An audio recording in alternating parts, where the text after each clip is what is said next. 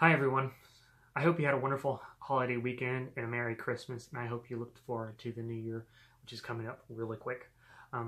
As you're probably aware, our president recently signed a tax reform package that the House and Congress both passed. So before the year ends, I wanted to kind of give you a quick update on what changes are coming into effect because of that and what to kind of look forward to. So the tax law in general, it's about 1,000 pages long, and so there's probably a lot of small details and tweaks that are probably going to come out as 2018 continues through. But for now, I'm going to go over the main points that I was able to find. So for 2017, there's only one change, and so that will possibly affect your upcoming tax return. And that change is it takes the healthcare itemization for healthcare costs and takes the 10% threshold that you have to meet and it lowers it to 7.5%. That's the only change for 2017. Everything else pretty much stays the same. For 2018, that's where the majority of the changes happen.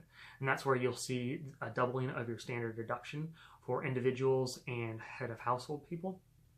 You also see the removal of personal exemptions. And so what that does is for individuals, anyone pretty much across the board who doesn't have a lot of dependents, that lowers your taxable income, which also lowers your tax. But for families or individuals who have 2 or more children, it actually increases your taxable income. So what the authors of the bill did to kind of counteract that is they increased the child tax credit, and they increased it to $2,000 with up to $1,400 of that per child being refundable. And then also for individuals who do not have, or if they have dependent children who don't meet that, there's also another $500 tax credit possible.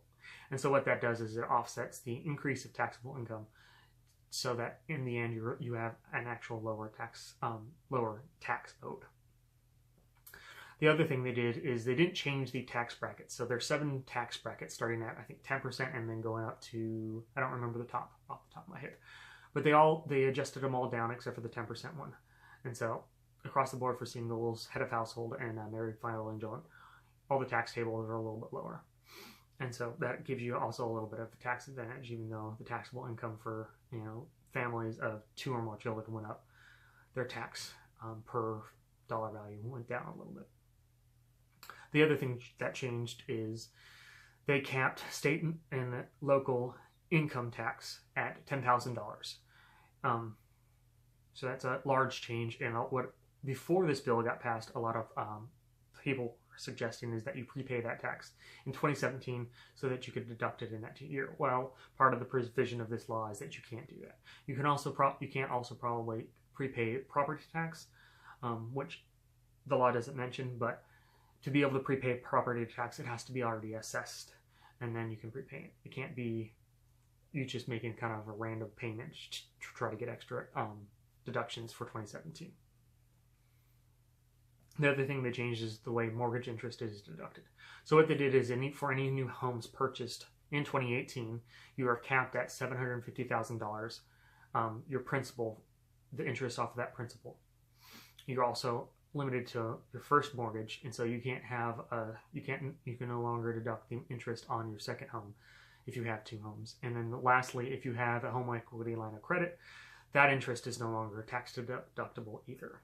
They luckily they didn't change anything for charitable donations, but they did remove the moving expense deduction, which is separate from itemizations, but they removed that except for active military people. So that's completely gone for everyone except for active military in 2018. Let me check my notes here. I think that's everything for individuals. And then moving on to businesses for 2018, what they changed, and you probably heard, is they lowered the corporate tax rate to 21%. And the big thing with that is, even though no Democrats voted for this bill, this is actually a bipartisan thing. Most Democrats and Republicans kind of agree on this point. And the reason for that is it brings us in line with the rest of the developed world. So we're kind of in the midpoint now on a graph of the rest of the world in corporate tax rates. So that makes us a lot more competitive, and hopefully we'll bring back or keep more of our corporations here and more investment in the U.S. The other big thing that they changed is they went from a territorial tax system, or no, from a worldwide tax system to a territorial tax system. And what that means is for larger corporations who have subsidiaries in other countries, those subsidiaries are no longer required to pay income tax to the U.S. on their profits made in the other countries. Now, they are required to pay a certain tax on money brought back into the U.S. from other countries. And so for like companies like Apple and other large companies like that who have billions of dollars in other countries into kind of tax havens, they will have to pay a little bit of tax on that when they bring it back to the U.S. to invest it. But it's, I think it's like 10% the first year and then up to 15 or so percent. And I'll put some articles in the description down below so you can get the details of that if you're interested. The other big change they made is they pretty much said, well, we're doing this for corporations. What about pass-through entities? And what pass-through entities are, it's partnerships, S corporations, pretty much anything else, where you file a tax return for a business, but you don't pay taxes as the business, you pay taxes as a personal, on your personal tax return. And what they did for that is they allowed up to 20% deduction of your net income from your taxes, if that makes sense. So say if you had net income of $100,000 for your business, you could potentially take 20% of that off, or $20,000, and only have to pay tax on $80,000. And so it effectively reduces your taxable income from your pass-through entities as well. Let me check my notes one more time. The other three things they changed was they eliminated the corporate AMT, which is nice. So they simplified that, and that's all gone. That's the other point to make, is that for all the individual tax changes, those are all phased out in 2025. But for the corporate tax changes, all of those are permanent.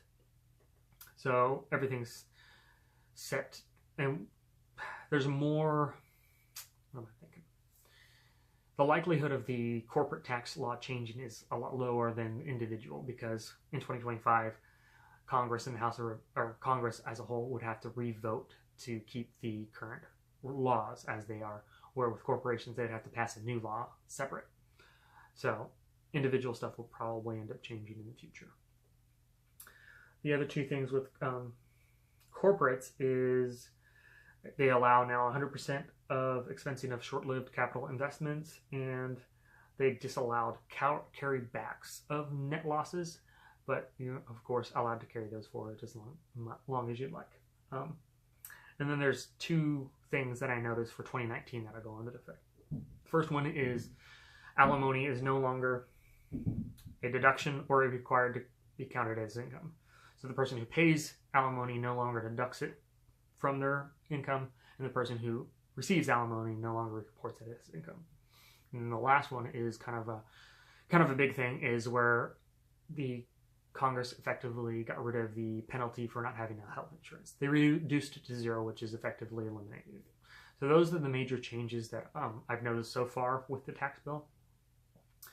If you go ahead and subscribe to my channel and follow me on Facebook and Twitter, I'll probably be updating, what's going on with the tax reform, because like I said, it is 1,000 pages long. So there's a lot of details and stuff that probably hasn't been fully fleshed out. But if you go ahead and subscribe, hopefully I'll be able to keep you guys updated. Also, I'll throw in the description a link to a tax calculator I created, so you can go ahead and throw in your gross income and dependents and stuff like that, and see what the difference is of the new tax law versus what it was before. So thank you for your time, and let me know if you have any questions in the comments, and feel free to shoot me an email. Again, thanks. Have a wonderful new year.